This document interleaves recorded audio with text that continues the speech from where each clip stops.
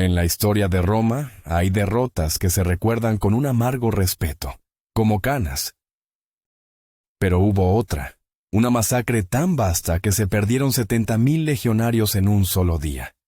Y su causa no fue la genialidad del enemigo, sino la pura y simple arrogancia de sus propios líderes. ¿Cómo pudo la República, en la cima de su poder, permitir que la riña personal entre dos cónsules la llevara al borde de la aniquilación total? Esta es la historia de cómo la mayor amenaza para Roma no vino de las frías tierras del norte, sino desde dentro de sus propias filas. La respuesta a esta pregunta no se encuentra en un único campo de batalla, sino en una cadena de soberbia, ambición y una subestimación fatal que comenzó años antes, cuando un murmullo inquietante surgió de las brumas del norte. Durante el siglo II a.C., Europa era un vasto y complejo tapiz de tribus y culturas, un continente ancestral donde el poder aún estaba en constante flujo. En el centro de este escenario, Roma emergía con una fuerza imparable, su influencia expandiéndose como las raíces de un roble milenario, segura de su destino y de su superioridad militar y cultural. Pero en las regiones periféricas, más allá de las fronteras bien definidas de la civilización romana, existían innumerables pueblos, cada uno con sus propias leyendas, sus dioses guerreros y sus ambiciones latentes. Y de entre todos ellos, un hombre comenzó a susurrarse en las asambleas tribales y en los puestos de avanzada romanos con una mezcla de curiosidad, fascinación y una creciente preocupación: los cimbrios. El origen de este pueblo era un misterio para el mundo mediterráneo, leyendas que lo situaban en las remotas, frías y azotadas por el viento tierras del norte de Jutlandia, una península que se adentraba en un mar de niebla perpetua. Eran un pueblo nómada, empujado por un cambio climático que helaba sus cosechas, o por una presión demográfica incontenible. A finales del siglo II a.C., iniciaron una migración masiva hacia el sur, un movimiento tectónico de pueblos que no tardaría en generar un tumulto sin precedentes en las comunidades tribales de Europa. Esta no fue, sin embargo, una búsqueda pacífica de nuevos hogares. Su paso era como el de una plaga de langostas, una fuerza de la naturaleza violenta e implacable. A medida que avanzaban hacia el sur, su estrategia era simple y brutal: atacar, someter o aniquilar a cualquier otra tribu con la que se encontraran en su camino. Pueblos guerreros y orgullosos como los helvecios, los teutones, los marcomanos, los suevos o los boyos, nombres que inspiraban temor en sus propias regiones, fueron víctimas de una agresividad que no conocía límites, siendo barridos por la marea cimbria, o, en algunos casos, absorbidos por ella, engrosando sus ya de por sí masivas filas. La horda crecía con cada victoria, convirtiéndose en una amalgama de tribus unidas por el saqueo y la búsqueda de un destino al sur. Las primeras noticias concretas que tuvo el Senado romano sobre esta tormenta humana y sobre su temible líder, el rey Boiorix, no llegaron a través de sus espías, sino de sus aliados forzosos, los tauriscos. Este pueblo, vinculado a la República por tratados que les ofrecían protección a cambio de sumisión, envió mensajeros desesperados a Roma. Advirtieron al Senado sobre la aproximación inminente de los cimbrios, describiéndolos no como un ejército, sino como una nación en movimiento, una fuerza de una escala nunca antes vista que amenazaba con desbordar los Alpes y caer sobre el corazón de Italia. En Roma, la noticia fue recibida con una mezcla de interés y la característica arrogancia de una potencia que se consideraba el centro del universo. El año era el 113 a.C., y el cónsul romano de turno, Cayo Papirio Carbón, vio en esta amenaza una oportunidad de oro para conseguir una victoria fácil y un triunfo glorioso. Decidió confrontar a los cimbrios, no tanto para proteger a los tauriscos, sino para afirmar el poder de Roma y adornar su propio nombre con laureles. Boiorix y su pueblo ya se encontraban peligrosamente cerca de los límites de la República, por lo que Carbón, con una confianza que rayaba en la temeridad, escogió el campo de batalla de Norella, un punto estratégico situado al norte de la próspera ciudad de Aquilea, para interceptarlos. Carbón, sin embargo, cometió el primer gran error en la larga y sangrienta relación de Roma con este nuevo enemigo: subestimarlos. Quizás cegado por la soberbia de comandar las legiones de la República o por considerar a los cimbrios como una simple banda de salvajes desorganizados, su planificación fue negligente. Boiorix, lejos de ser un bárbaro sin astucia, demostró ser un táctico formidable. La batalla de Norella no fue un enfrentamiento ordenado, sino una emboscada brutal. Las legiones de Carbón, sorprendidas y superadas por la ferocidad y el número de los guerreros del norte, fueron aplastantemente vencidas. La derrota fue total, una humillación que resonó en los pasillos del Senado. Interrumpió las conversaciones y se negó a cualquier proposición de los bárbaros. No solo esto, sino que, según los relatos, Cepión trató a los diplomáticos cimbrios con un desprecio absoluto, los insultó y los expulsó de su campamento con unos malos modales que violaban todas las costumbres de la guerra. Este acto de arrogancia fue la chispa final que encendió la pradera. La ofensa enfureció profundamente a los líderes bárbaros, y tanto Boiorix como Teutobod se comprometieron a una sola cosa: el ataque total y la aniquilación de los romanos. La batalla de Araucio, el 6 de octubre del 105 a.C., comenzó por la mañana. Las fuerzas romanas bajo el mando de Cepión, cuyo campamento estaba más cercano al enemigo, soportaron la peor parte inicial del asalto. En un último acto de arrogancia y estupidez táctica, Cepión, sin coordinarse en absoluto con Malio, lanzó un contraataque precipitado, esperando quizás obtener una victoria rápida y robarle toda la gloria a su rival antes de que éste pudiera siquiera intervenir. Los historiadores romanos aluden que Cepión lanzó este ataque con la esperanza desesperada de que Malio, viendo a sus compatriotas en apuros, se viera obligado a ofrecer apoyo, lo que le permitiría a Cepión reclamar después que él había liderado la carga.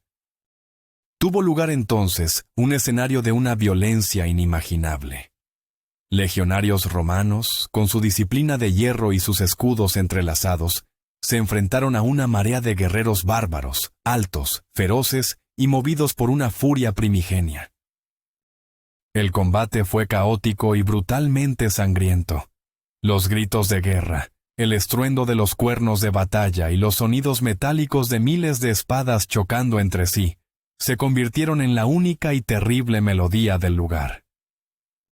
Sin embargo, la disciplina de las legiones romanas, por formidable que fuera, no fue suficiente para contener a un enemigo tan numeroso y enfurecido.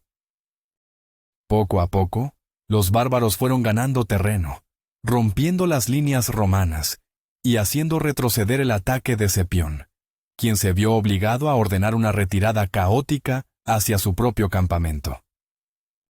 La retirada se convirtió en una masacre. Con el campamento de Cepión ahora completamente expuesto, los cimbrios se abalanzaron sobre él como una manada de lobos. Lo saquearon y lo quemaron, destruyendo todo a su paso. Según las fuentes, algunos legionarios valientes y los restos de las cohortes intentaron defender desesperadamente las empalizadas del campamento, pero fue inútil. Los cimbrios masacraron sin piedad a todo el que se encontraban por delante, no solo a los soldados, sino también al personal no combatiente del campamento, sirvientes, mercaderes y seguidores que viajaban con el ejército. El ejército de Quinto Servilio Cepión simplemente dejó de existir en cuestión de horas. Sin perder un solo instante, y alentados por un triunfo tan rápido y absoluto, los cimbrios y teutones volcaron su mirada ahora hacia el segundo objetivo, el campamento del cónsul Cneo Malio Máximo, que se encontraba a poca distancia.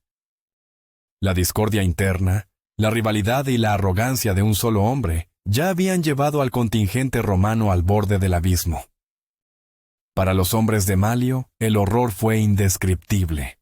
Según los historiadores clásicos, sus campamentos estaban tan juntos que la mayoría de las tropas presenciaron con sus propios ojos la aniquilación total de sus camaradas en el campamento de Cepión.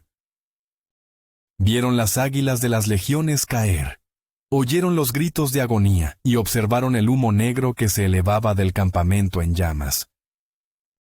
La moral de la tropa, que ya era baja debido a la tensión entre los comandantes, se desplomó por completo, siendo reemplazada por un pánico helado y la certeza de su propia muerte inminente.